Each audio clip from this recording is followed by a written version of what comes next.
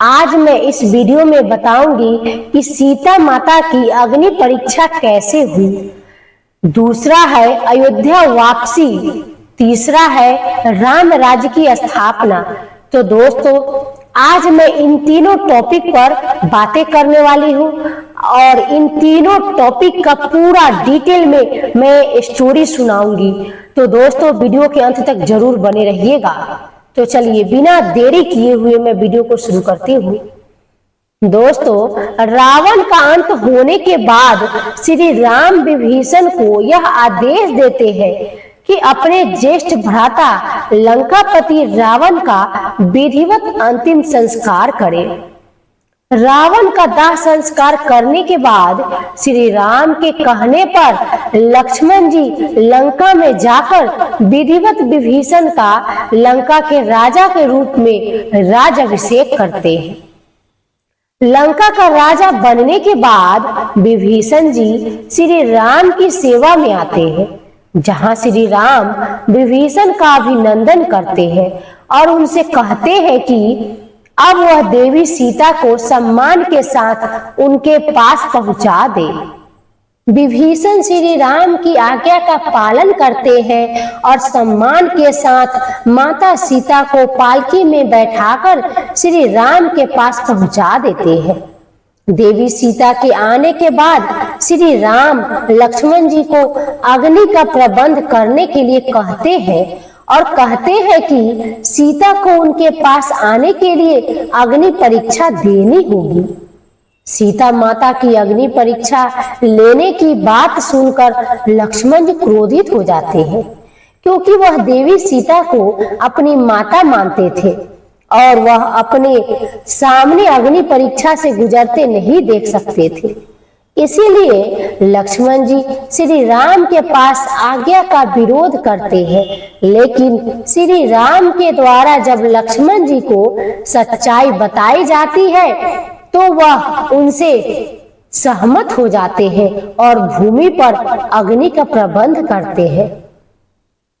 दोस्तों, जब सीता माता पालकी से नीचे उतरती है तो श्री राम की तरफ बढ़ती है। देवी सीता को अपने तरफ आता देखकर श्री राम उन्हें अग्नि की तरफ इशारा करते हैं। अपने पति श्री राम का यह संकेत सीता जी समझ जाती है और अग्नि परीक्षा देने के लिए अग्नि में जलती चिता के बीच बैठ जाती है।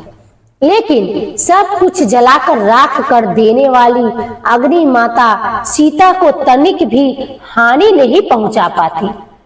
अग्नि में भी माता सीता को सकुशल देखकर वहां पर उपस्थित सभी को माता सीता के पवित्रता और पतिव्रत धर्म का साक्ष्य मिल जाता है और वे सभी उन्हें नमस्कार करते हैं। अग्नि परीक्षा से गुजरने के बाद माता सीता श्री राम के समक्ष आकर उनसे मिलती है।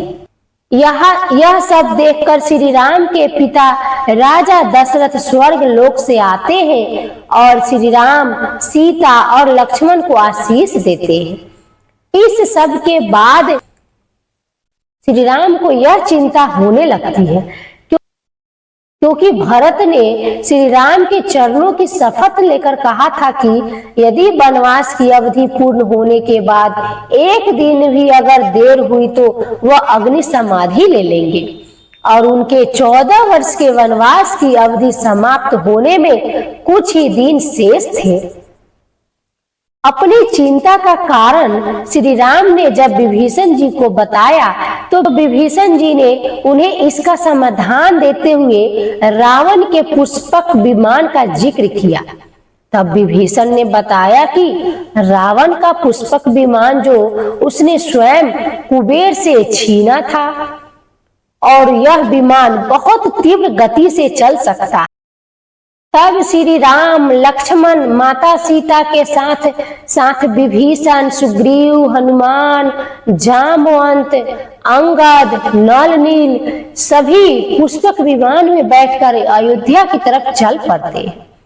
आते हुए वे रास्ते में अपने मित्र निषाद राज से मिलते हैं तथा माता सीता गंगा नदी पर उतरकर गंगा नदी की पूजा करती है।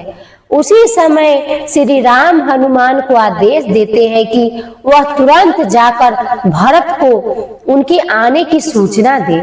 हनुमान जी अपने तीव्र वेग से उड़ते हुए अयोध्या जा पहुंचते हैं और भरत को श्री राम के आगमन की सूचना देते हैं कि श्री राम जल्द ही अयोध्या में प्रवेश करेंगे।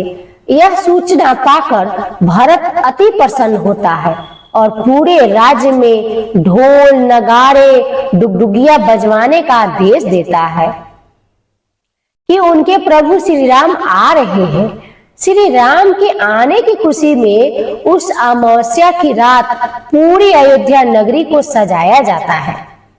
रात्रि के समय घी के दिए जलाए जाते हैं तथा आतिशबाजी आके जाते हैं। उसी दिन से इस दिन को हम दिवाली त्योहार के रूप में मनाते हैं। अगले ही दिन शुरू होने के बाद श्री राम पुष्पक विमान में आते हैं और अपने सभी परिवार जन से भेंट करते हैं। कुछ ही समय बाद विधिवत श्री राम अयोध्या के राजा के रूप में स्वीकार करके उनका राज्याभिषेक किया जाता है और उनके राज्य में समस्त प्रजा श्री राम जैसा धीर वीर गंभीर और मर्यादा पुरुषोत्तम राजा पाकर धन्य होती है और अयोध्या में राम राज्य की स्थापना हो जाती है। दोस्तों, वास्तव में रामायण हमारे जीवन मूल्यों का आधार है जिसके आदर्शों पर एक मनुष्य को चलना चाहिए। इसमें श्री राम के जीवन कथा को दर्शाया गया है जिसमें वह अपने कर्म के बंधनों में बंध कर कैसे दुख उठाते हुए भी धर्म के मार्ग पर चलते हैं। इसमें अंत में उनकी विजय होती है। कोई भी मनुष्य दानव कितना भी अधिक शक्ति प्राप्त कर ले या कितने भी वरदान प्राप्त कर ले, यदि वह बुराई पर चलता है और अधर्म का मार्ग चुनता है तो भगवान स्वयं आकर उसके अहंकार का अंत करते हैं। यही रामायण में भी विदित है कि तीनों लोकों का अधिपति होते हुए भी रावण का वध एक मनुष्य के द्वारा होता है। रामायण हमें यह शिक्षा देती है कि यदि पिता हो तो दशरथ जैसा जिसने अपने पुत्र मोह में प्राण त्याग दिए थे, पुत्र हो तो श्री राम जैसा जिसने अपने पिता के वचनों का मान रखने के लिए हंसते हुए